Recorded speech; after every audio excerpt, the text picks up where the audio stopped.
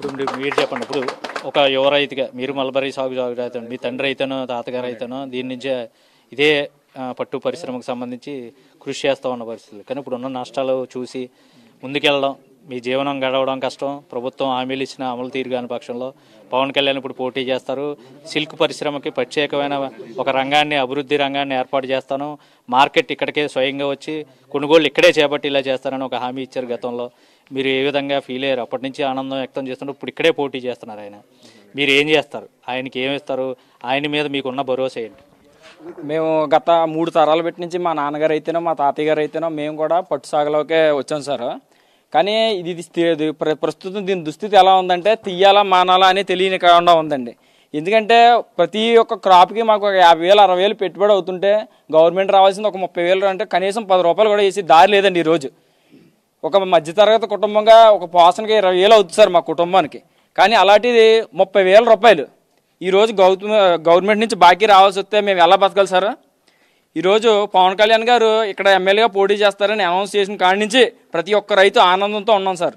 ఎందుకంటే గత 5 సంవత్సరాల నుంచి వచ్చే రాయితీ డబ్బులు వచ్చేస్తాయన్న ధీమాతో ఉన్నామండి మేము. ఖచ్చితంగా ఎమ్మెల్యే గారు కానీ మా ఎంపీ గారు కానీ ప్రతి ఒక్కరు కూడా ఎన్నోసార్లు వాళ్ళకి అర్జీలు పెట్టుకున్నామండి. పెట్టుకుంటే కనీసం దీని నుంచి ఒక స్పందన కూడా రాలేదండి మాకు ఈరోజు కూడా. రాకపోతే ఈరోజు మాకు పవన్ కళ్యాణ్ ప్రకటన చేశారండి. ఖచ్చితంగా మేము ఏంటో చూపించుకుంటాం. ఈ ఎమ్మెల్యేలు కానీ ఒక ఎంపీ గారు కానీ ఎవరైతే పై స్థాయిలో మమ్మల్ని ఎవరైతే మోసం చేశారో ఓటుతో మేము ఖచ్చితంగా గుణపాఠం చెప్పి తీరుతామండి. పవన్ కళ్యాణ్ గారికి బ్రహ్మరథం పడతాం మేము. ఖచ్చితంగా ఆయన అంటే ఉంటామండి మేము. మీరు చెప్పండి, అంటే మీరు ఒక రైతుగా ఇక్కడ ఎన్ని ఎకరాలు సాగు చేస్తున్నారు, ఎప్పటి నుంచి? ఇప్పుడు ఆ నష్టాలు మీరు ఓర్చుకోవడానికి గల కారణం ఏంటి? అంటే ఎంతకాలం ఓర్చుకున్నా ఇక చేయమని వదిలేసే పరిస్థితుల్లో పవన్ కళ్యాణ్ ఒక ఊపిరి పోశారు పట్టు పరిశ్రమకి, ముఖ్యంగా చేబ్రోలు ఈ గ్రామానికి సంబంధించి రైతులు ఎక్కువ మంది ఇక్కడ ఉండడంతో. మీరు ఏం చెప్తారు పవన్ కళ్యాణ్కి? మీరు ఏం చేయబోతున్నారు? ఇప్పుడు కాకినాడ జిల్లా గొల్లపల్లి మండలం చేబ్రోలు అండి. 2017లో నేను పట్టు పరిశ్రమ మీద ఎంతో ప్రేమతో వచ్చానండి. అక్కడికి ప్రేమతో వచ్చినప్పుడు ఇక్కడ ఏం జరిగిందంటే మా కేజీకి 50 రూపాయలు ఇన్సెంటివ్, వైట్ గోల్డ్కి సిబికి పచ్చగోళ్ళకి 10 రూపాయలు ఇస్తున్నారంటే అంత ఆనందపడి మేము పంటలు పెట్టడం జరిగిందండి. ఇక్కడ ఎట్టిగా అలా 2-3 సంవత్సరాలు జరిగిందండి. తర్వాత జగనన్న గారు పరిపాలనలోకి వచ్చాక శుభ్రంగా ఇన్సెంటివ్లు శుభ్రంగా అన్నీ కూడా తీసేయడం జరిగిందండి. ఏమీ లేదు. అలాగే అంటే మీరు ముఖ్యంగా ఇప్పుడు వ్యవసాయం మల్బరీ ఆకు సాగు చేస్తూ ఉంటారు. ఇక్కడ మార్కెట్ వ్యవహారం దగ్గరికి వచ్చేటోటికి రేట్ల విషయంలో చాలా తక్కువగా అమ్ముడుపోవడం, ఎంత కష్టపడి పండించిన తర్వాత రేటు లేకపోతే మీరు ఎదుర్కొన్న సమస్యలు, ఎక్కడికో పట్టుకెళ్ళి వచ్చిన తర్వాత ఎలా జరుగుతుంది అసలు? ఇంత సేవ చేసి సంవత్సరం అంతా కష్టపడిన తర్వాత రాలేని పరిస్థితుల్లో ప్రస్తుతం మార్కెట్ ఉండి కూడా ప్రభుత్వం వైఫల్యం కారణంగా ఉన్న పరిస్థితులు ఇవన్నీ. కానీ మరి ఇప్పుడు దీన్ని ఎలా ఎదుర్కొంటారు? ఇప్పుడు రేపు ఏం చేస్తే బాగుంటుందని మీ అభిప్రాయం? ఏం చేయాలి ప్రభుత్వం? ఏం చేయాలి రాబోయే రోజుల్లో? ప్రభుత్వం కానీ నాయకులు కానీ ఏం చేస్తే బాగుంటుంది? మీ సూచనలు చెప్పండి. పంట పండించే వరకు మా చేతుల్లో ఉంటుందండి. పంట పండించేసాక ఆడు 200 వేసి 500 వేసి 200 వేస్తున్నాడు, 250 వేసి 300 వేస్తున్నాడు. అలా వెనకబడిపోతున్నామండి. అంతేగానండి ఇంకేమి దారి లేకుండా శుభ్రంగా మా పని అయిపోయింది. ఇంకా జీరోలోకి వచ్చేసామన్నాక పవన్ కళ్యాణ్ గారు ఇలా రోడ్డు అండి పోతా ఏదో మాట చెప్పేశారు. అతను ఏదో చెప్తాడు అంట్లోకి మళ్ళీ ఇక్కడికి వస్తాడని మేము అనుకోలేదు.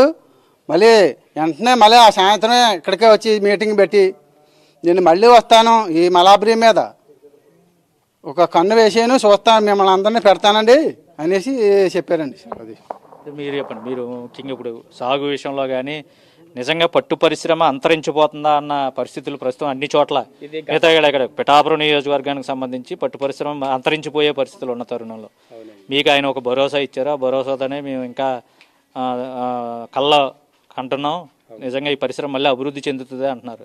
ఏంటి ఆ భరోసా? ఏమి ఇచ్చారు? ఇప్పుడు పవన్ కళ్యాణ్కి మీరేం చేయబోతున్నారు? మేము గత 40 సంవత్సరాల నుంచి మా నాన్నగారు అయ్యం నుంచి గట్రా చేసుకుంటూ వస్తున్నామండి. ఇది అప్పటి నుంచి ఎప్పుడూ లేని ఇబ్బంది ఈ జగన్ గారు వచ్చిన తర్వాతే కలిగిందండి మాకు. ఏంటంటే ఇన్సెంటివ్ ఎప్పుడు రఘువీరారెడ్డి టైం దగ్గర నుంచి వేసింది అంతా ఈ జగన్ వచ్చిన తర్వాత ఇన్సెంటివ్లు తీసేయండి. మాకు ఎకరం తోట వేసుకుంటే 18,000 వచ్చేయండి. ఆ 18,000లో ఈ సెంట్రల్ గవర్నమెంట్ 12,000, స్టేట్ గవర్నమెంట్ 6,000 వేసేదండి. స్టేట్ గవర్నమెంట్ 6,000 కట్ చేసేసింది, సెంట్రల్ గవర్నమెంట్ వస్తుందండి. డిస్ఇన్ఫెక్షన్ తీసేశారు, ఇన్సెంటివ్ తీసేశారు. సజ్జల రామకృష్ణారెడ్డి దగ్గరికి మా రైతు సోదరులు అనంతపురం అయితేనో చిత్తూరు అయితేనో ఈ రైతులందరూ 4-5 సార్లు రిప్రజెంటేషన్ పట్టుకెళ్ళి మేము కూడా పట్టుకెళ్ళామండి. లోకల్లో జగన్మోహన్ రెడ్డి వచ్చినప్పుడల్లా ప్రతి దానికి కూడా మేము అటెండ్ అవ్వడం, ఒక గడ్డి పరకలా తీసి పక్కన పడిచేసారు తప్పితే మిగతా రైతుల దగ్గర జనాల దగ్గర మేము టవల్ తీసుకొస్తే ఒక కామెడీ యాక్టర్లా చూసేవారండి. ఆ ప్రెస్టేషన్ అంతా తట్టుకుని ఇలా చేసుకుంటూ వస్తున్నామండి. ఇంతకుముందు ఇది వ్యవస్థ ఎలా ఉంటుందంటే అండి, ఒక జాబ్ హోల్డరు సాలరీ ఎలా తీసుకుంటున్నాడో నెలకి మేము 15 రోజులకి ఒక సాలరీ తీసుకున్నట్టుగా వచ్చేదండి. సంవత్సరంలో 8 పంటలు పెడతామండి.